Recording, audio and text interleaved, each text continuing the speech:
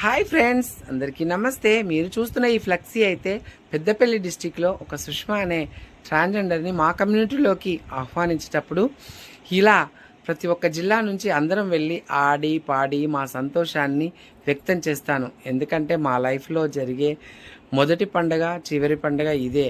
అదే ఒక అమ్మాయి లైఫ్లో అయితే మెచ్యూరిటీ ఫంక్షన్ ఉంటుంది, అండ్ శ్రీమంతం ఉంటుంది, మ్యారేజ్ ఫంక్షన్ ఉంటుంది, ఇలాంటివన్నీ జరుగుతుంటాయి. కానీ మా లైఫ్లో జరిగేది ఒక్క కార్యక్రమం ఇది ఒక్కటే. కాబట్టి ప్రతి జిల్లా నుంచి అందరం వెళ్ళి మా సంతోషాన్ని వ్యక్తపరుస్తాము.